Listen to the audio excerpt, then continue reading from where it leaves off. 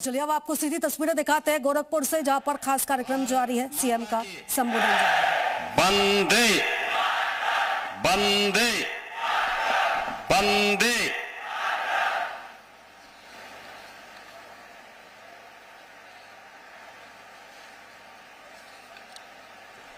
उत्तर प्रदेश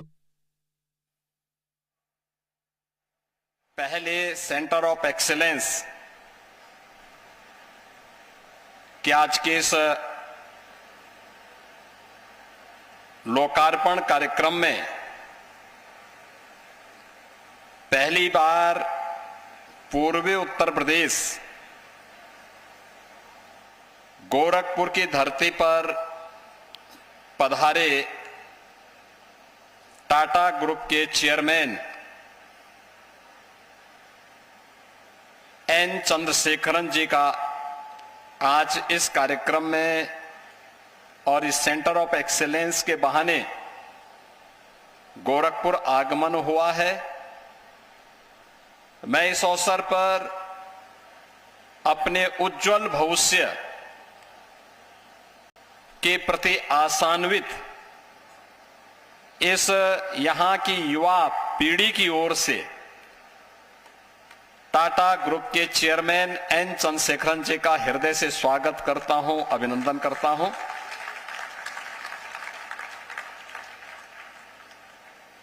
आज के इस कार्यक्रम में यहां पर उपस्थित उत्तर प्रदेश सरकार में मंत्रिमंडल के मेरे सहयोगी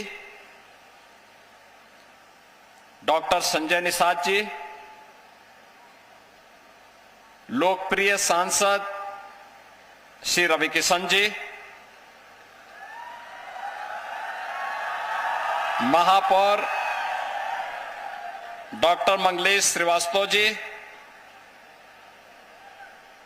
हमारे एमएलएज यहां पर श्री फतेह बहादुर सिंह जी, विपिन सिंह जी, राजेश त्रिपाठी जी, प्रदीप शुक्ला जी, श्रवण निषाद जी, विधान परिषद सदस्य डॉक्टर धर्मेंद्र सिंह जी, टीसीएस के सीईओ श्री के कृतिवासन जी, उत्तर प्रदेश सरकार के एडवाइजर श्री अवनीश अवस्थी जी, टीसीएस के head Shri Venuswamy Ramaswamy ji, principal secretary IT and electronics Uttar Pradesh सरकार श्री आलोक कुमार जी, उत्तर प्रदेश के economic advisor Shri doctor KB Raju जी,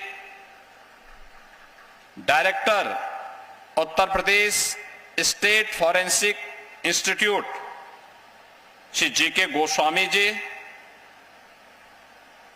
global head digital TCS Shri CM मलाडी जी, एमएम यूटी के VC professor JP Saini ji, AKTU के VC professor JP Pandey ji, Maharana Pratap शिक्षा परिषद के उपाध्यक्ष श्री राजेश मोहन सरकार जी, एमपीआईटी के डायरेक्टर डॉक्टर सुधीर अग्रवाल जी, महाराणा प्रताप पॉलिटेक्निक के प्रिंसिपल, महाराणा प्रताप शिक्षा परिषद के हमारे सभी पदाधिकारीगण, आज के इस कार्यक्रम में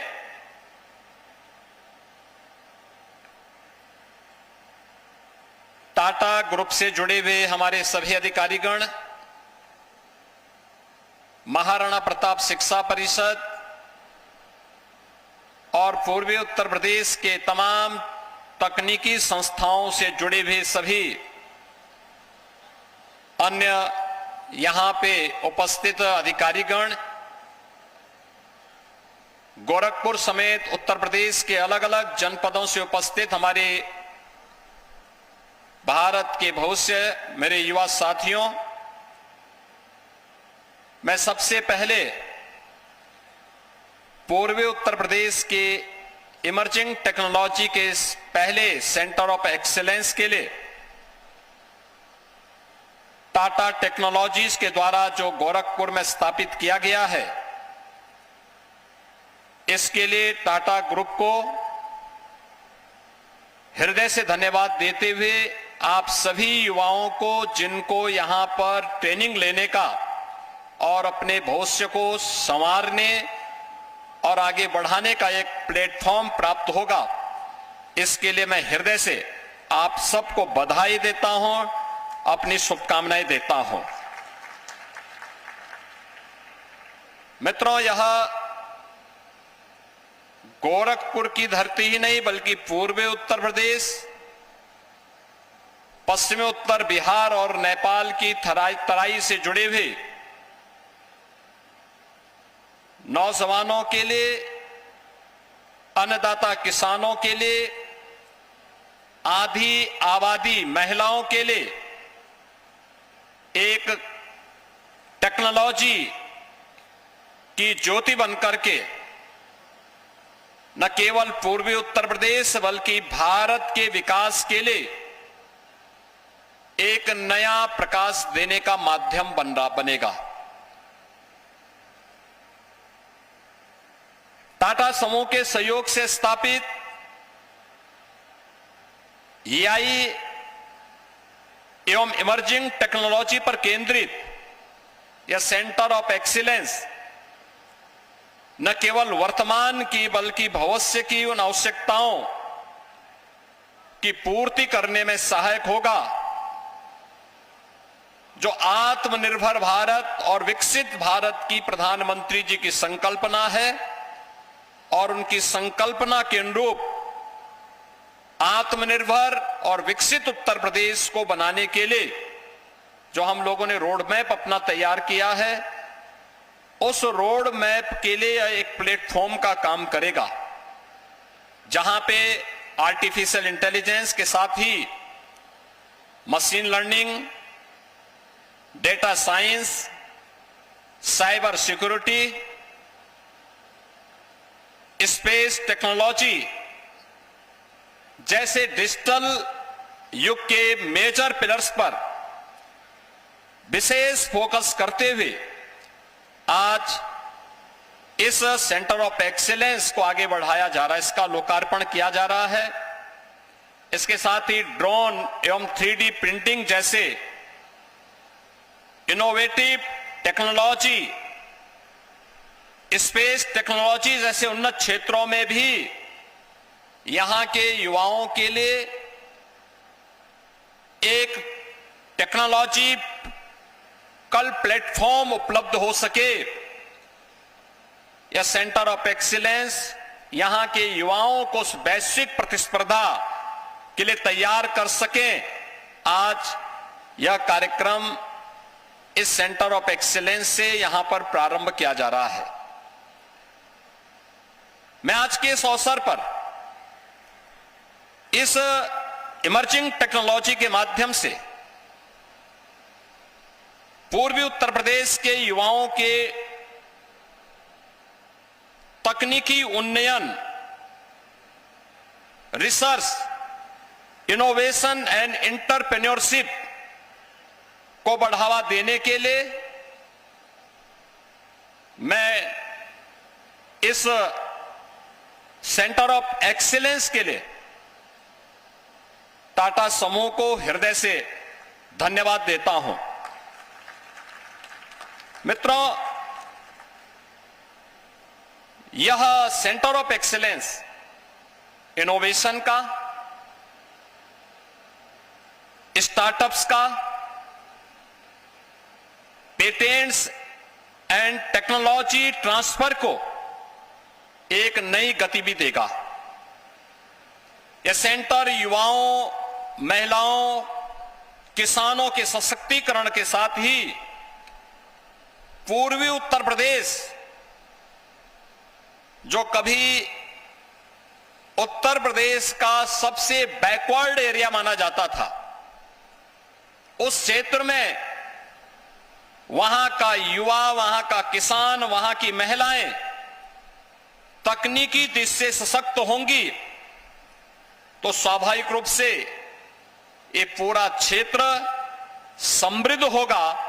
और यही तो प्रधानमंत्री जी का विजन है कि यह सदी भारत की सदी है और इस सदी का आधार हमारी युवा शक्ति बने, आधी आबादी बने और तकनीक उसमें उनका सहायक बने। आज एमपीआईटी में टाटा समूह के सहयोग से स्थापित सेंटर ऑफ एक्सीलेंस वास्तव में प्रधानमंत्री जी के उसी विजन को, जो digital India, startup India, make in India और आत्मनिर्भर भारत के लक्ष्य को जमीनी धरातल पर उतार करके विकसित भारत की संकल्पना को आगे बढ़ाने के प्रयास का एक हिस्सा है। और मुझे प्रसन्नता है कि महाराणा प्रताप शिक्षा परिषद इस अभियान में आगे आकर के इस टेक्नोलॉजी, इमर्जिंग टेक्नोलॉजी के लिए अपने आप को तैयार किया। वास्तव में महाराणा प्रताप शिक्षा परिषद की जब हम बात करते हैं,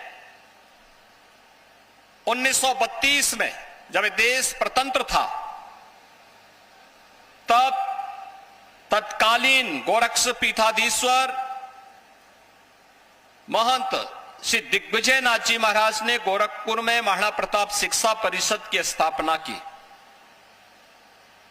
ये महाराणा प्रताप शिक्षा परिषद वही शिक्षा परिषद है जिसने जब पूर्वी उत्तर प्रदेश के अंदर पहले विश्वविद्यालय की स्थापना के एक अभियान को आगे बढ़ाना था, तब गोरक्ष पीठ और महंत दिग्विजय नाथ जी महाराज आगे आए थे। उन्होंने महाराणा प्रताप शिक्षा परिषद के अपनी 2 संस्थान उत्तर प्रदेश सरकार को दिए थे और गोरखपुर में गोरखपुर विश्वविद्यालय की आधारशिला और गोरखपुर विश्वविद्यालय का शुभारंभ हो पाया था। और आज मुझे प्रसन्नता है कि महाराणा प्रताप शिक्षा परिषद का ही एक उपक्रम Maharana Pratap institute of technology उस दिशा में आगे आया। टाटा ग्रुप के साथ मिलकर के, टाटा ग्रुप के सहयोग से आज यहां पे इतना शानदार सेंटर ऑफ एक्सीलेंस यहां के युवाओं के लिए प्राप्त हुआ है। और मेरा मानना है कि टाटा समूह, मित्रों, आज प्रातःकालीन सत्र में मुझे टाटा समूह के द्वारा संचालित लखनऊ में टाटा मोटर्स के 10 लाखवें वाहन को लॉन्च करने का अवसर प्राप्त हुआ। याद करिए, लखनऊ में टाटा मोटर्स का शुभारंभ 1992 में होता है। 34 वर्ष में उन्होंने 10 लाख वाहन उत्तर प्रदेश और देश की सड़कों पर उतार करके कितनी बड़ी संख्या में लोगों को आत्मनिर्भर बनने के लिए, पब्लिक ट्रांसपोर्ट के लिए, कनेक्टिविटी के लिए, माल भाड़ा ढोने के लिए वाहन, स्वदेशी वाहन यहां पर उपलब्ध कराए और बहुत सारे लोगों को, हजारों और लाखों की संख्या में लोगों को आत्मनिर्भर बनने की दिशा में वह ग्रुप सहायक बना। वास्तव में जमशेद जी टाटा से लेकर के रतन जी टाटा तक सेवा और नवाचार की जो ये परंपरा है, यह केवल सेवा और नवाचार तक सीमित नहीं है। मैंने सुबह भी कहा कि टाटा केवल एक नाम नहीं, यह एक विश्वास है, एक गुणवत्ता है, राष्ट्र निर्माण के प्रति अपनी प्रतिबद्धता का भी एक मानक है। और इसीलिए टाटा को भारत के लोगों ने एक ट्रस्ट के रूप में माना है, यानी एक विश्वास के रूप में माना है। और वह विश्वास आज देश के अंदर हर एक सेक्टर में हम सबको देखने को मिलता है। Maharana Pratap institute of technology, यहां पर पहले से ही computer science and engineering, artificial intelligence, machine learning, cyber security and data science, information technology तथा इलेक्ट्रॉनिक्स इंजीनियरिंग जैसे अत्याधुनिक पाठ्यक्रम संचालित कर रहा है। और मेरा मानना है कि आज के समय में, एक समय था यह पूर्वी उत्तर प्रदेश हर एक क्षेत्र में पिछड़ा माना जाता था, और आज मुझे बताते हुए प्रसन्नता है कि आदरणीय प्रधानमंत्री जी की प्रेरणा से आज ये क्षेत्र उभरता हुआ नॉलेज पावर हाउस के रूप में अपने आप को स्थापित कर रहा है। गोरखपुर में अब 4 पूर्णतः क्रियाशील विश्वविद्यालय कार्यरत हैं। इसके साथ ही अभी कुछ दिन पहले हम लोगों ने भारत सरकार के सहयोग से सॉफ्टवेयर टेक्नोलॉजी पार्क की भी स्थापना गोरखपुर में की है। उत्तर प्रदेश आज भारत के अंदर न केवल इंफ्रास्ट्रक्चर के लिए, बल्कि अपने प्रदेश में अब यूपी यानी भारत के अंदर यूपी एक मैन्युफैक्चरिंग स्टेट के रूप में भी अपने आप को, एक मैन्युफैक्चरिंग हब के रूप में अपने आप को स्थापित किया है। आज से 9 वर्ष पहले यह कठिन था। सड़कें अच्छी नहीं थी, बिजली का अता पता नहीं था, सुरक्षा संकट में थी, पॉलिसी नहीं थी, न नीति थी, न नियत थी। स्वाभाविक रूप से असुरक्षा के माहौल में नीति न होने के कारण निवेश भी नहीं होता है। निवेश नहीं होगा तो स्वाभाविक रूप से एम्प्लॉयमेंट भी जनरेट नहीं होगा, एम्प्लॉयमेंट भी नहीं मिलेगा। और आज मुझे बताते हुए प्रसन्नता है कि देश के अंदर बेहतरीन इंफ्रास्ट्रक्चर के रूप में उत्तर प्रदेश ने आज अपने आप को स्थापित किया है। एक्सप्रेसवे, आपने देखा होगा कल ही प्रधानमंत्री जी के कर कमलों से दिल्ली से लेकर के देहरादून तक एक इकोनॉमिक कॉरिडोर का लोकार्पण हुआ। इस इकोनॉमिक कॉरिडोर का 65 से 70% भूभाग उत्तर प्रदेश से होकर के जाता है, यानी उत्तर प्रदेश उसका सर्वाधिक लाभ लेने वाला राज्य है। और इससे पहले उत्तर प्रदेश ने अपने यहां पिछले 9 वर्ष में उत्तर प्रदेश को एक्सप्रेसवे के स्टेट के रूप में स्थापित किया है। आज देश के अंदर कुल एक्सप्रेसवे का 55% एक्सप्रेसवे अकेले उत्तर प्रदेश के पास है। गंगा एक्सप्रेसवे इसी महीने हम उसको भी राष्ट्र को समर्पित करवाने जा रहे हैं। तब उत्तर प्रदेश का शेयर होगा 60%। 60% एक्सप्रेसवे पर उत्तर प्रदेश का हिस्सा होगा। एयर कनेक्टिविटी उत्तर प्रदेश की बड़ी है। आपने स्पेस में भारत के मिशन को छोड़ते हुए देखा होगा, लेकिन जब यूपी का युवा उसमें पारंगत नहीं होगा तो उस फील्ड में जाएगा कैसे। मुझे याद है आज से 5 वर्ष पहले जब मैंने अपने टेक्निकल यूनिवर्सिटी से कहा था इसके बारे में कि हमें इमर्जिंग टेक्नोलॉजी पे ध्यान देना होगा, इमर्जिंग टेक्नोलॉजी को यहां के पाठ्यक्रम का हिस्सा बनाना होगा।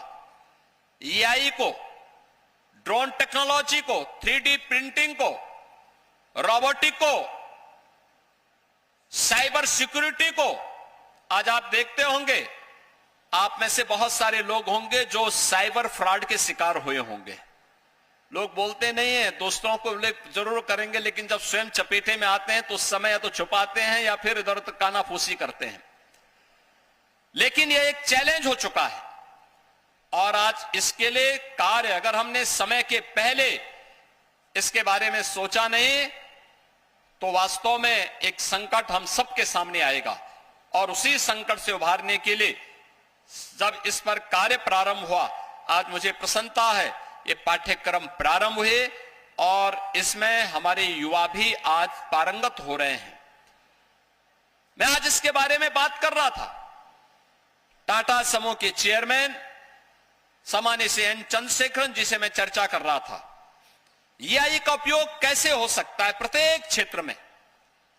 ये टेक्नोलॉजी, इमर्जिंग टेक्नोलॉजी का केंद्र तो है ही, लेकिन जीवन को सहज और सरल बनाने के साथ ही हर एक फील्ड में इसकी स्पीड को, गति को कैसे हम बढ़ा सकते हैं, उसमें कैसे टेक्नोलॉजी उसमें सहायक हो सकती है।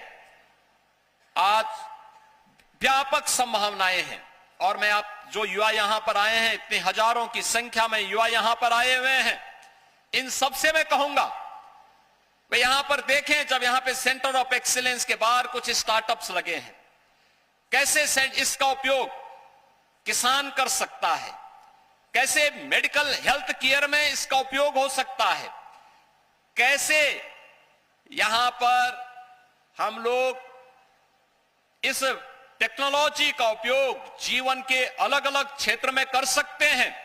यह एक अवसर आप सभी के पास है और खास तौर पर अगर आपको देखना है तो आपको ये फील्ड व्यापक संभावना वाला मिलेगा, उतनी ही व्यापक संभावनाओं वाला जितनी व्यापक संभावनाओं वाला आपका उत्तर प्रदेश है। उत्तर प्रदेश ये केवल उत्तर प्रदेश नहीं है, अनलिमिटेड पोटेंशियल का प्रदेश है और ये अनलिमिटेड पोटेंशियल के इस प्रदेश की इन संभावनाओं को आगे बढ़ने में टेक्नोलॉजी एक बड़ी भूमिका का निर्वहन कर सकता है। आज उसी का उपयोग करने, उसके अनुरूप वातावरण बनाने का परिणाम क्या है। भारत के अंदर मोबाइल मैन्युफैक्चरिंग के जितने भी मैन्युफैक्चरिंग होती है उसमें 55% उत्तर प्रदेश में हो रहे हैं वर्तमान में, यानी इतनी बड़ी संख्या में वहां रोजगार मिल रहा है। इलेक्ट्रॉनिक कंपोनेंट 55 से 60% आज के दिन पर उत्तर प्रदेश में बन रहा है। एमएसएमई 96 लाख से अधिक एमएसएमई आज के दिन पे यूपी के पास है और उत्तर प्रदेश के पास वर्तमान में हम लोगों ने 32,000 से अधिक बड़े कारखाने वर्तमान में आज उत्तर प्रदेश के अंदर संचालित हैं। 22,000 से अधिक स्टार्टअप आज उत्तर प्रदेश की अर्थव्यवस्था को आगे बढ़ाने में अपना योगदान दे रहे हैं। आज आईटी, इलेक्ट्रॉनिक्स, मोबाइल मैन्युफैक्चरिंग का हब हमारा एनसीआर बना है। कानपुर लेदर और ड्रोन टेक्नोलॉजी का हब बना है। पूर्वी उत्तर प्रदेश एग्रीटेक और एमएसएमई का हब बना है। लखनऊ हम डिफेंस कॉरिडोर और एआई सिटी के रूप में उसे डेवलप कर रहे हैं। बुंदेलखंड में हम 56,000 एकड़ में एक नई industrial city, future ready industrial township और फार्मा पार्क की स्थापना हम लोग बुंदेलखंड क्षेत्र में कर रहे हैं। आज उत्तर प्रदेश टैलेंट, टेक्नोलॉजी और इंडस्ट्री के एक नए हब के रूप में स्थापित हो रहा है। IT, electronics, AI, semiconductor, startup and data centre से लेकर के एमएसएमई और डिफेंस मैन्युफैक्चरिंग तक, ये सभी कुछ आज यहां पर यूपी के अंदर मजबूती के साथ, तेजी के साथ, डबल इंजन सरकार की डबल स्पीड के साथ आगे बढ़ते हुए दिखाई दे रहे हैं। साइबर सिक्योरिटी का, रोबोटिक्स का, इलेक्ट्रिक व्हीकल का, आज हम लोगों ने जो 10 लाखवीं टाटा मोटर्स की गाड़ी जिसमें हम लोग आज इसको लखनऊ में हम लोगों ने फ्लैग ऑफ किया। कितनी शानदार बस थी, और मैं जैसे वह बाहर आई तो उस बस को मैंने देखा कि वह एयर इंडिया के लिए जा रही है, यानी पहले से ही ऑर्डर है, और इलेक्ट्रिक व्हीकल है। इलेक्ट्रिक व्हीकल के भी एक नए मैन्युफैक्चरिंग के हब के रूप में उत्तर प्रदेश स्थापित हो रहा है। एग्रीटेक के लिए हम वर्ल्ड बैंक के साथ मिलकर काम कर रहे हैं, फिनटेक के लिए काम कर रहे हैं, डीप टेक के लिए काम कर रहे हैं, हेल्थ टेक के लिए 2 centre of excellence IIT Kanpur और SCPGI लखनऊ में हमारे स्थापित हो रहे हैं।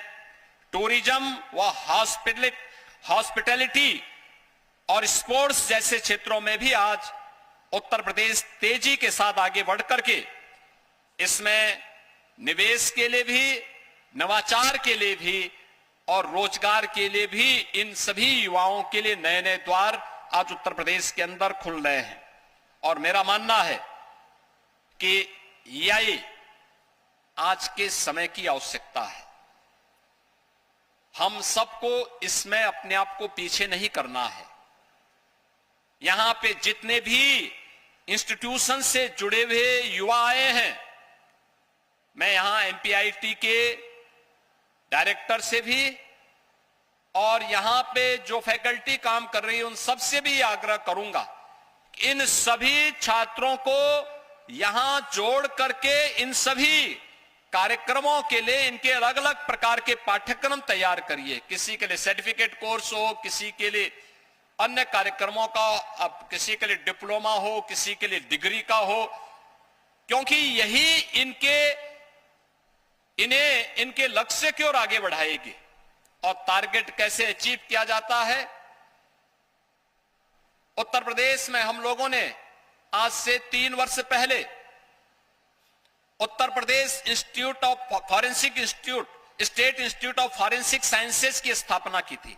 राज्य सरकार के स्तर पर डिग्री कोर्सेज चल रहे थे।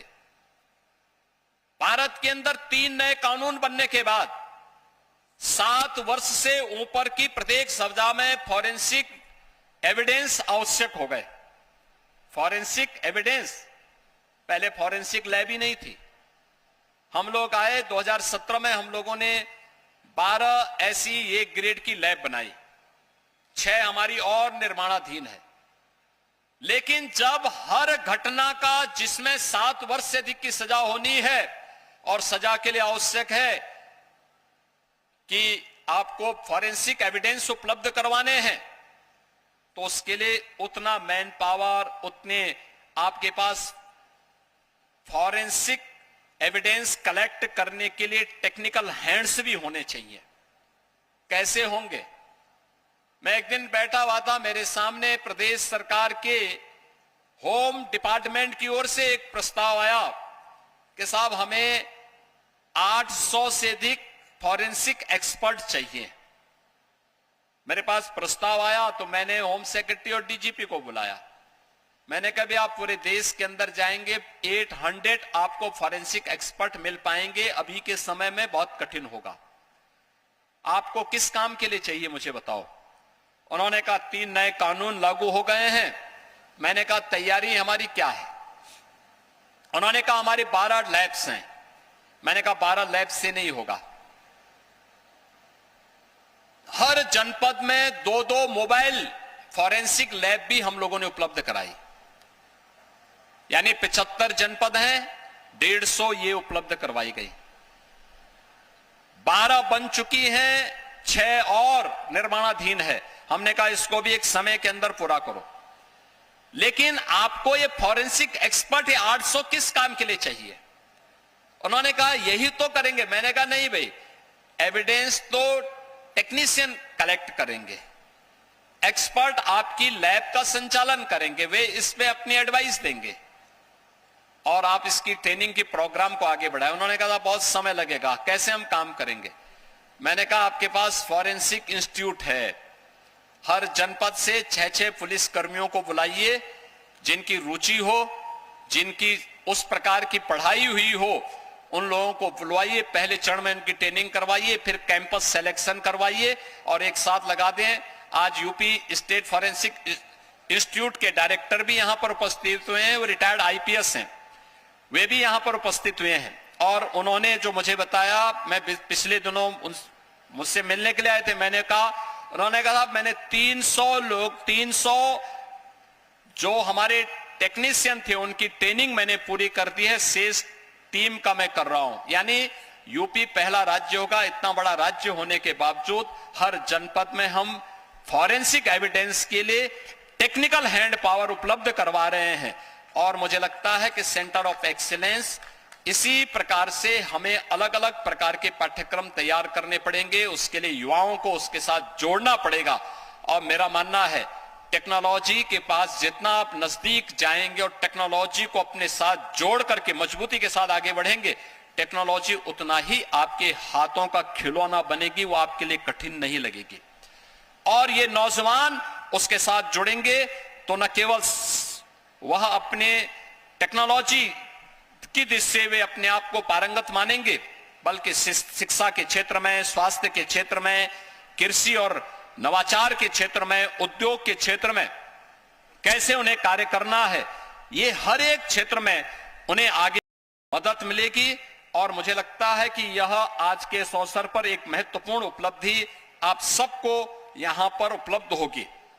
मैं आज के इस अवसर पर टाटा ग्रुप को इस बात के लिए भी धन्यवाद दूंगा कि उन्होंने उत्तर प्रदेश सरकार के साथ टेक्नोलॉजी पार्टनर के रूप में जिस मजबूती के साथ काम किया। कोई सोचता था कि आईटीआई में भी एआई के बारे में, 3D प्रिंटिंग के बारे में, साइबर सिक्योरिटी के बारे में या अन्य जो हमारे रोबोटिक के बारे में वहां जानकारी मिल पाएगी। और मुझे बताते हुए प्रसन्नता है कि टाटा टेक्नोलॉजीज ने उत्तर प्रदेश के अंदर 150 आईटीआई को इसमें पूरी तरह वेल इक्विप्ड लैब्स बना करके उन्हें प्रारंभ किया है। और अब उन्हें हब एंड स्पोक मॉडल पर आगे बढ़ाने की तैयारी प्रदेश भर में चल रही है।